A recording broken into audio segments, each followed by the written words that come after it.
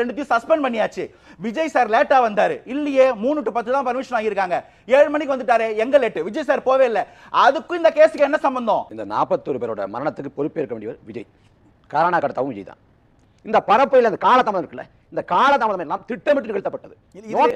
அந்த நாள் முழுமைக்கும் விஜய் செய்தியா மாறணும், நாள் முழுமைக்கும் ஊடகங்கள் விஜயை பேசிக் கொண்டிருக்கணும். அடுத்த ஒரு வாரம் விஜய் விவாத பொருளா இருக்கணும். அது திட்டமிட்டு காலதாமதம் செய்யப்படுது. இங்க 3 மணில இருந்து 10 மணி வரைக்கும் நாங்க காவல்துறையில வாங்கியிருந்த பர்மிஷன். அந்த பர்மிஷனை நாங்க 12 மணிக்கு 12:45 ஒரு போஸ்ட், ஒரு ட்விட்டர்ல வந்த போஸ்ட் கணக்கு வச்சுக்கிட்டு 12:45 சொன்னாங்க லேட்டா வந்தாங்க, 12:45 சொன்னாங்க லேட்டா வந்தாங்கன்னு ஒரு கேள்வி வந்திருக்கு. விஜய் சார் கரூருக்கு போலன்றது ஒரு क्वेश्चन வச்சிருந்தீங்க. இந்த 2 கேள்விக்கும் சுப்ரீம் கோர்ட் ஒரு கேள்வி கேட்டிருக்கு. அதுக்கும் இந்த கேஸ்க்கும் என்ன சம்பந்தம்னு 3 மணிக்கு பரப்புற 3 மணிக்கு தான் வரப்போறாரு. 3ல இருந்து 10னா 12 மணிக்கு எதுக்கு ஆட்களை தட்டினீங்க? 12 மணில இருந்து எதுக்கு விளம்பரம் பண்ணீங்க? 12 மணிக்கு வரப்போறாரு எதுக்கு வந்து புஷாந்து பேசினாரு?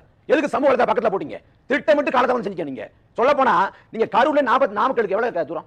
34 கிலோமீட்டர். மிஞ்சி போனா 1 மணி நேரத்துல வந்துக்கலாம். ஆனா எவ்வளவு நேரத்துல வந்தாரு? 5 மணி நேரத்துல வந்தாரு. போறப்ப கரூர்ல இருந்து திருச்சிக்கு ஓடி போயிட்டாரு. அப்படியே 1 மணி நேரத்துக்கு விரைஞ்சு போயிட்டாரு. ஆனா கரூர்ல இருந்து நாமக்கல் கரூருக்கு வரதுக்கு ஏன் வந்து 5 மணி நேரம் காலதாமதம் ஆகுது? அது தேர் போல அசைஞ்சு ஆடி வருது. ஏன்னா நாமக்கலுக்கு வந்து ஒரு கூட்டம், அந்த கூட்டத்தை அப்படியே அள்ளி கொண்டு வர்றாரு, விடியாலசு வர்றாரு. எதுக்கு இவ்வளவு கூட்டத்தை கூட்டுறாரு அப்படின்னா, இந்த பரப்பையில கரூர் இருந்துச்சு, கரூர் இல்ல.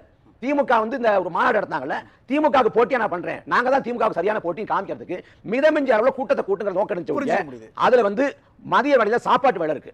அப்ப பிள்ளைகள், பெண்கள், முதியவர்கள் எல்லாம் இருக்கிறாங்கன்னா அவங்க சாப்பாட்டுக்கு என்ன ஏற்பாடு? நாலு முழுக்க வெயில் இருப்பாங்கன்னா அவங்க தண்ணி குடிக்க என்ன ஏற்பாடு? பெண்கள் இருக்காங்கன்னா இயற்கை உபாதை கடிக்க என்ன ஏற்பாடு? தற்காலிக கழிப்பறை வைக்கப்பட்டிருக்காங்க, எதுவுமே கிடையாது. அப்ப காவல்துறைக்கு நன்றி சொல்லிட்டு பேச தொடங்குறாரு. வரிசையா 4 அவசர ஊர்தி போகுது, 4 அவசர ஊர்தி போகுது. அவர் கண் முன்னே உடம்புல ஆடை இல்லாம ஒருத்தர் தூக்கிட்டு போறாங்க, மயக்கமுற்றி விடுறாங்க. அவர் பேச்சை நிறுத்தவே இல்லை. அவர் எழுதி கொடுத்த ஸ்கிரிப்டை வாசிச்ச தெளிவா இருந்தார்.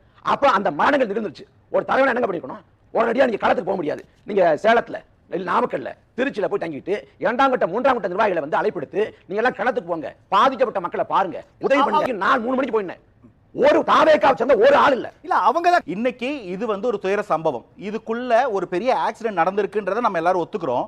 அதை தாண்டி இதுக்குள்ள ஒரு சதி நடந்திருக்கான்ற ஒரு கேள்வி எல்லார் மனதிலும் வந்துருச்சு. சதி கோட்பாடுங்கிறாங்களே. நான் என்ன கேட்கிறேன், அந்த நிகழ்ச்சி வடநாட்டு ஊடகம் தொடங்கி தமிழ்நாட்டு ஊடகம் வரைக்கும் எல்லாம் நிலை பண்ணாங்க. 60 ட்ரோன் கேமரா அந்த வான்வெளியில இருந்து கழுகு பார்வை காட்சி எடுக்கிறாங்க. அது மட்டும் இல்லாம விஜயோட பேருந்துல சிசிடிவி கேமரா இருக்குது. இது இல்லாம எல்லாரும் அளவேச்சு வச்சு படம் பிடிக்கிறாங்க. லட்சக்கணக்கான வேண்டாம் ஆயிரக்கணக்கான கேமரா கண்கள். இந்த கேமரா கண்கள்ல ஒரு கேமரா கண்ணு கூட அங்க நடந்த சதியா தெரியல. கழுத்து பிடிச்சு எரிச்சான், காலை வச்சு மிதிச்சான், இல்ல கத்தி வச்சு கிழிச்சான், இல்ல வந்து ரசாயனத்தை அடிச்சான், ஸ்ப்ரே அடிச்சான், எதுவுமே பதிவாகல. நடந்தது வந்து விபத்து. இவங்களோட அலட்சியத்தால அந்த விபத்துக்கு தார்மீக பொறுப்பேற்று நான் மன்னிப்பு கேட்கிறேன், வருத்தம் தெரியும் சொல்லாம இதை வச்சு சதின்னு பேசுறது ஆகப்பெரிய மோசடித்தனம். விஜய் வந்து ஒரு தலைவனா தோத்துட்டாரு, ஒரு மனுஷன் தோத்துட்டாருங்க.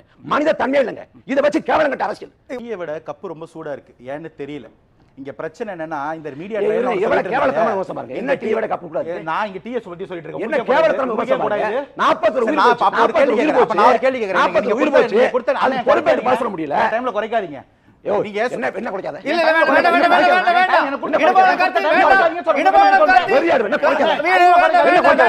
ரொம்ப முக்கியம். டைம் குறைக்காதீங்க. நிதானம் ரொம்ப முக்கியம்.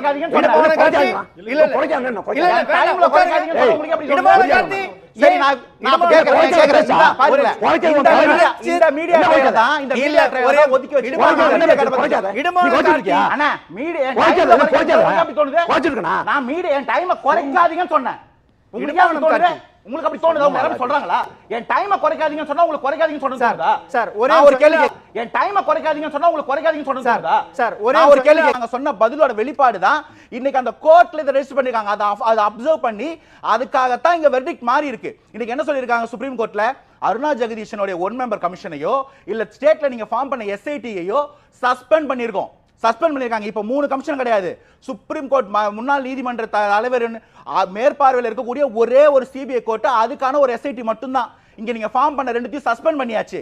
அஜித் குமாரை வந்து கொலை பண்ணதே காவல்துறை கொலை பண்ணி காவல்துறை விசாரிச்சா சரியா இருக்காது, சிபிஐ வேணும்னு கேட்டாங்க. அப்ப எதிர்த்தது இதே தாவேக்கா. அப்ப என்ன சொன்னாங்க? எஸ்ஐடி இருக்க சிபிஐ இருக்குன்னு கேட்டாங்க. இப்ப இந்த சமயத்துல உங்க வாதத்தின்படியே மத்திய பாஜகவின் கைப்பாக இருக்கக்கூடிய இந்த சிபிஐ எதுக்கு கோர்றீங்க? எதுக்க வேண்டியதானே? ஆனா குறைந்தபட்ச மனிதத்தன்மை இல்லாம தாவேக்காவோட வழக்கறிஞர் சொன்னாரு, எங்கேயோ செத்து போன பணத்தை கொண்டாந்து இங்க போட்டாங்கன்னு பேசுறாரு. எவ்வளவு வலிக்கு நமக்கு.